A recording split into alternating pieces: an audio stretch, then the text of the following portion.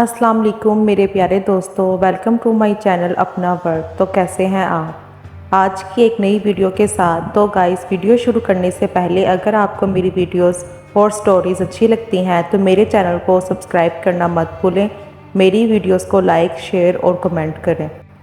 कुदरत का निज़ाम। अगर आप अपना कमरा बंद करके बाहर चले जाएं और चंद महीना के बाद वापस आकर इसे खोलें तो हर तरफ इतनी गर्द पड़ी हुई होगी कि जब तक आप इसे साफ़ ना कर लें आप इस कमरा में बैठना पसंद ना करेंगे।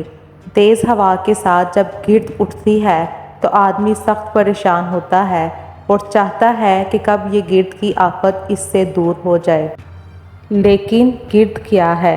ये ज़मीन की ऊपरी सतह की वो ज़रख़ेज़ मिट्टी है जिससे हर किस्म की सब्ज़ियाँ, फल और गीले पैदा होते हैं। अगर ज़मीन की सतह पर यह मिट्टी ना हो तो ज़मीन पे ज़िंदगी गुजारना आदमी के लिए नामुमकिन हो जाए।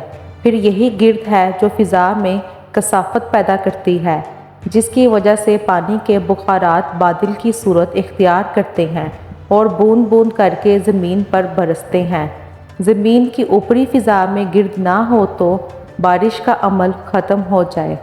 सूरज निकलने और डूबने के वक्त जो रंगीन शफ़क़ आसमान के किनारों पर दिखाई देती है वो भी फ़िज़ा में इसी गिर्द की मौजूदगी की वजह से है।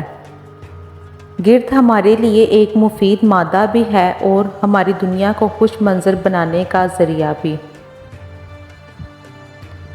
ये एक सादा सी मिसाल है जिससे अंदाज़ा होता है कि दुनिया की ज़िंदगी में किस तरह खुदा ने नाखुशगवार चीज़ों के साथ खुशगवार चीज़ें रख दी हैं। जिस तरह फूल के साथ कांटा होता है, इसी तरह ज़िंदगी में पसंदीदा चीज़ों के साथ नापसंदीदा चीज़ों का जोड़ा भी लगा हुआ है। अब जबकि खुद कुदरत ने फूल और कांटे को एक साथ पैदा किया है तो हमारे लिए इसके सिवा कोई चारा नहीं कि हम इसके साथ निभाह की सूरत पैदा करें। मौजूदा दुनिया में इसके सिवा कुछ और होना मुमकिन नहीं। दूसरों की शिकायत करना सिर्फ अपने वक्त को ज़ाया करना है।